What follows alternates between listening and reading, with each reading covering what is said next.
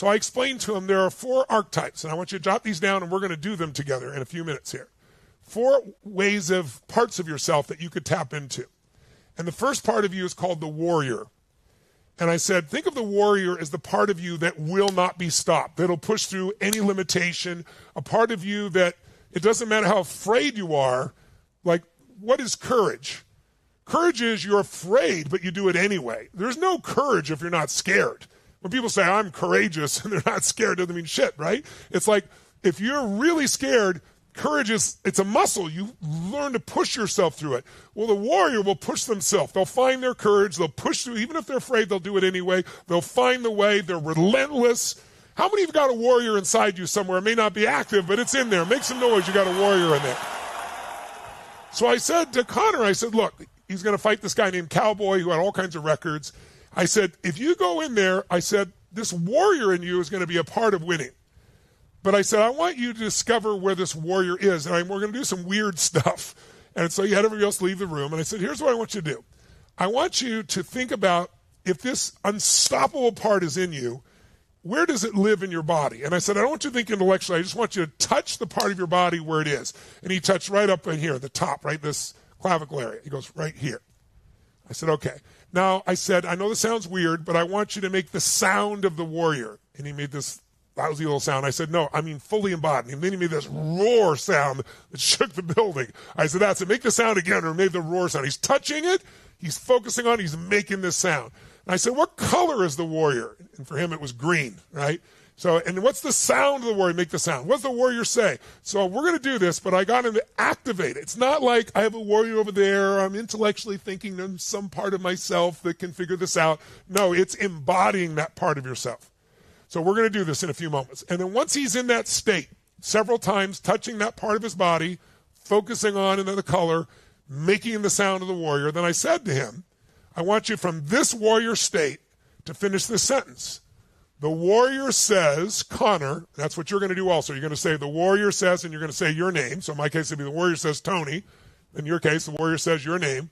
Warrior says, and I want you to finish the sentence. All you need to focus on, all you need to remember, all you need to do is what? I don't want your response. I want the warrior's response. So I got him again in state, cranked the energy, got his making the sound, everything else. He goes, the warrior says, and then boom, the warrior says, all you need to do is focus on this. All you need is remember this. All you need is, and it's kind of like going on a rant. How many know what I mean by a rant? You don't think, you just say it, all right? And we're going to do this also. By the way, for the future, there's a great little app. I don't own any part of it. I'm not getting any rewards on this, but it's called Otter, O-T-T-E-R. And it's one of the best transcription apps. You could turn it on, and you could say a bunch of things, and it not only records it, but it prints it out in front of you, and it's better than Siri or anything else. It's super great. And if something's wrong, you can click on it, and you hear what you originally said. So you could do this process with Otter later on and get everything you say. Today, I'm going to have you remember it and write a few things down when you do it. So we did the warrior. So I said, okay, that's one part of you. I said, so now stand up again. I had him stand up, and he was back in state. I said, okay, now forget about the warrior. There's another part of you called the magician. The magician is the part of you. The warrior will fight through, push through, won't give up. It has this drive, this energy, this strength. It's scared, it'll still make it happen. The magician has a totally different approach. The magician is like magic. It's like the magician knows it all can change in a second. The magician knows it's all perception. You change what you focus on, you change instantly what you feel and what you experience. How many of you have ever been at a funeral and it's really depressing and sad, people are in tears, and then someone shares a story, a funny story about the deceased, and you go from crying to laughing in 2 seconds? Who's done this? Make some noise if you know what I'm talking about. And all that's changed is you changed your focus. So the magician knows that I can take a frog and turn him into a prince into a prog. I know I can see things other people don't see. It's not that hard. It's actually easy. They find the easy, simple way. And I said, you used to be known as Mystic Mac, because he was known for almost like being able to see what punch someone's going to throw before they even started to move. That's how magical he was. That's why he became such a champion in multiple weight classes. And I said, let's have you find that part of you. And so he found where that part of him was, and he touched his face like this. And then he started to grin from ear to ear. And if you've ever seen Conor McGregor, he's got this wickedly laugh and wicked smile. And he started smiling like that. And I said, okay, make the sound of the magician. And it was a funny little sound. Woo, woo. And so he started laughing and doing it. Woo, woo. So now he's in a different state. Raise your hand if you follow. You guys got it? Thumbs up if you're in the group. Okay.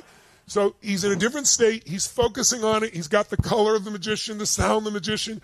And then I said, okay, the magician says, as you stay in this state, the magician says, Conor, all you need to focus on, all you need to remember, all you need to do is what? And then I had him keep saying things, and he got a whole different set of distinctions that calmed him down. And he goes, I said to him, tell me if I'm right or wrong. I said, you've been overusing your warrior because you're so angry, and your magician's been on the sidelines not participating in your fights.